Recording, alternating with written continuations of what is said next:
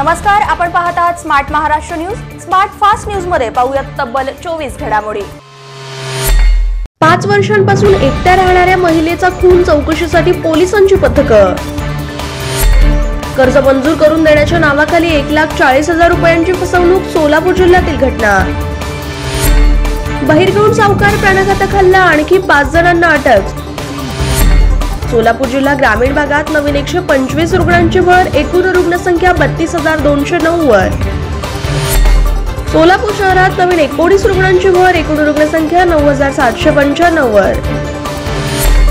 महापालिकेचा नवा विरोधी पक्षनेते ठरला, विभागीय आयुक्तांच्या सुनावणीनंतर निर्णय। शिक्षकांचा महापालिकेत मोर्चा, दिवाळीसाठी सर्वेतून सुट्टी द्या। दिवाळीपूर्वी परिवहन कर्मचाऱ्यांना मिळणार वेतन, 48.50 लाखांचा निधी देण्याचा आयुक्तांकडे प्रस्ताव। चोरीच्या 7 मोटारसायकली जप्त, मोहोळ पोलिसांची कामगिरी। भटक्या विमुक्तांना, वंचित मुलांना मुख्य प्रवाहात आणण्याचा निर्धार, प्रेसिजन पुरस्कारांचं वितरण।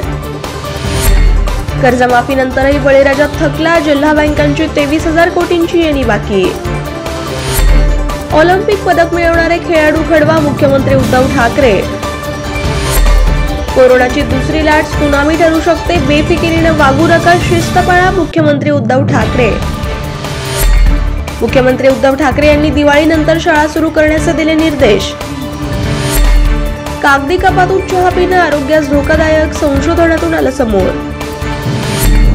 नोटाबंदीला 4 वर्ष पूर्ण, 8 नोव्हेंबर 2016 केली होती नोटाबंदी। मुख्यमंत्रीपद ब्राह्मणाला दान दिलं, एकनाथ खडसे। लॉकडाऊन मध्ये 60 पेक्षा जास्त शिक्षकांचा मृत्यू, पगार न मिळाल्यानं 20 शिक्षकांची आत्महत्या। हज यात्रा 2021 साठीची ऑनलाईन अर्ज प्रक्रिया सुरू। 3 महिन्यांच्या थकीत वेतनासाठी एसटी कामगार संघटनेचं उद्या राज्यभर आक्रोश आंदोलन। दिवाळीमध्ये कमी फटाके फोडा, प्रदूषण थांबवा, लता मंगेशकर यांचं जनतेला आवाहन।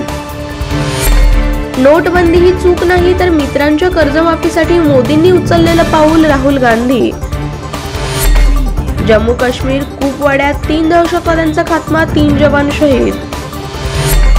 अमित शहा आता नक्षलवाद संपवण्याच्या तयारीत, बिहार, झारखंड, महाराष्ट्रावर लक्ष केंद्रित। आजच स्मार्ट महाराष्ट्र न्यूज चॅनलला सबस्क्राइब करा।